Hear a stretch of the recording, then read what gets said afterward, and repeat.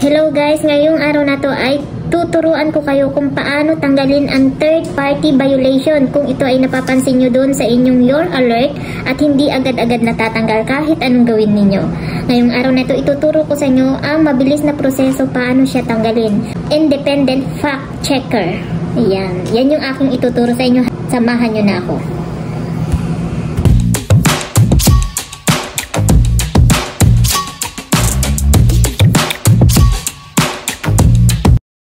Guys, una nyong gawin, pumunta kayo sa Facebook nyo, buksan nyo yung menu, at pumunta muna kayo sa support, sa help. Yan, yung support inbox, dyan nyo makikita kung may mga violation kayo. Check nyo yung your alert. Ito yung independent fact checkers. Hindi mo ito basta-basta matatanggal at napakahirap tanggalin.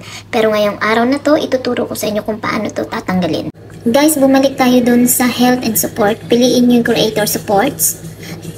Content and audience tools, piliin nyo yan. Then, yung reels. Pag na-open nyo na yung reels, piliin nyo yung tatlong bar sa taas. Yan, i-open nyo yan. Then, support inbox. At pag na-open nyo na, your alerts. Then, waiting nyo, dyan lalabas yung lahat ng violation ninyo na hindi natatanggal.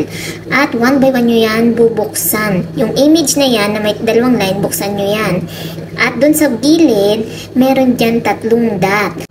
Ayan, wait nyo lang at buksan nyo yung tatlong dot. Yung tatlong dot na yan, lalabas dyan kung saan kayo mamimili ng i-delete. Yan, i-choose nyo lang yung deleted. Then, i-delete nyo na. Yan guys, pag na-i-delete nyo na yan, gawin nyo yan one by one sa lahat ng inyong mga violation. Gawin nyo yan hanggang dulo. Same procedure. Gagawin nyo hanggang ma-delete nyo yan lahat.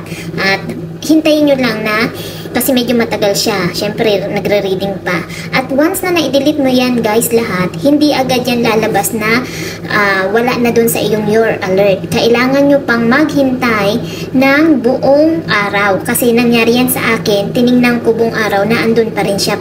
At may lalabas dyan na message, pero pag binuksan mo siya, wala na siyang laman, wala na yung videos. Pero, hindi pa rin nawawala yung independent fact checker. Yan. May ganyang lalabas, yung kulay red na yan na message. Pero, pagka kinabukasan, after ng one day na natanggal mo siya, doon mo palang makikita na clear na yung iyong mga violation sa independent facts checker. Yan. Halika, ipakikita ko sa inyo after one day. Ganito ang kalalabasan.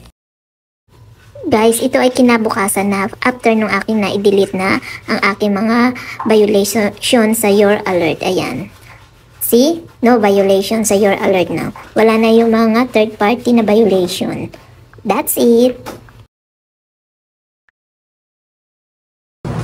Ayan guys, sana nakatulong ito sa inyo, lalo na sa mga baguhan pa lamang sa Facebook o sa mga Reels at hindi alam kung paano tanggalin ang kanilang violation. Kung sa tingin mo ito'y nakatulong sa inyo, huwag niyo naman kalimutang mag-like, subscribe at i-hit mo na rin ang notification bell para lagi kang updated sa aking mga bagong videos.